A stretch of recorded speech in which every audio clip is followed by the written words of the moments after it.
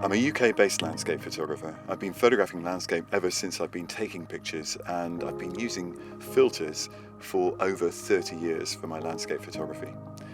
In this video, I'd like to show you how the Lee filter system works, and specifically why I've been using it for over 20 years.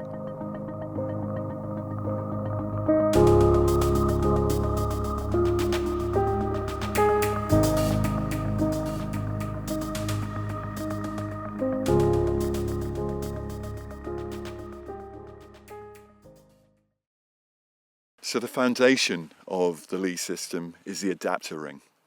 And there are many adapter rings because there are many lenses in photography. And if you're not sure what the right thread is for your lens, you will often find it inscribed on the inside of the lens cap. This is a 77mm, and it's also written on the back of the adapter ring itself. And these fit very simply onto the front of the lens.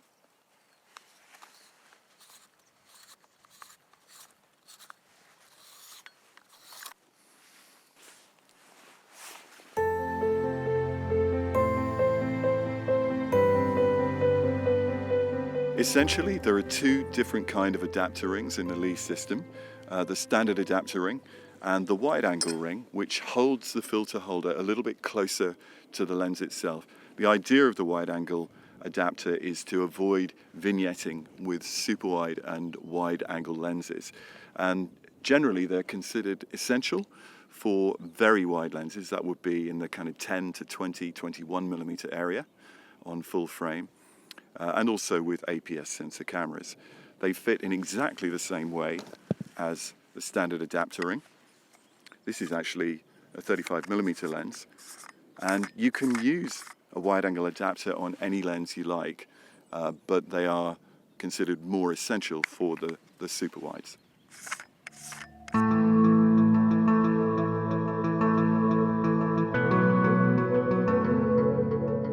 The filter holder itself is a beautifully simple, very robust design. It comes ready assembled with two guide rails for the filters, and it fits using two little chisel-shaped lugs on one side of the back of the holder and a spring-loaded brass plunger on the other.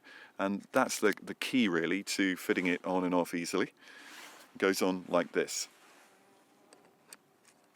It really couldn't be easier. Comes off just as easily. So fit the little lugs on one side, and then the plunger releases and allows it on the other.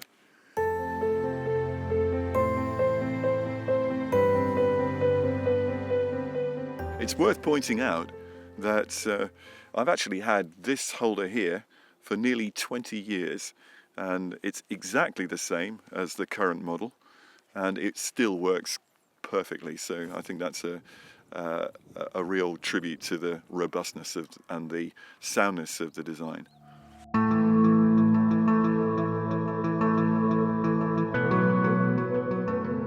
It's generally best to put the filter in the holder off the camera, although not essential, and it's very easily done. Couldn't be easier. Just slots into the guide rails like that. As a general rule, I would also suggest using the rear guide rails if you're only using one filter. And it is important not to cross-thread the filter, which it is possible to do if you have two guide rails, because then the filter is not parallel with the back of the camera, with the film or with the sensor. And with some lenses that can cause focus shift.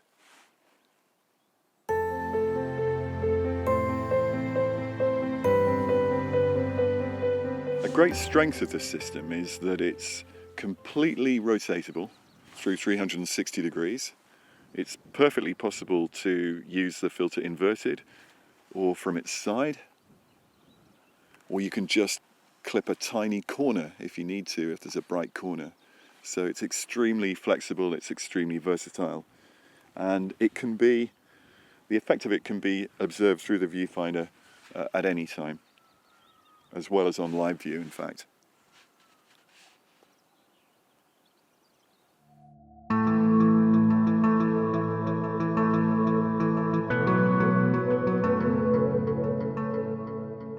very important in bright or sunny conditions to avoid direct sunlight either in the lens itself or on the filter assembly.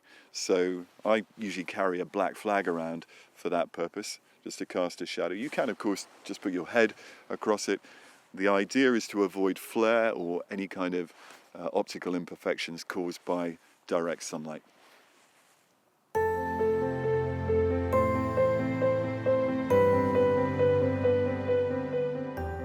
It's really not a good idea to carry the camera around on a tripod over your shoulder, which is, you often see it happen with the holder still on the lens.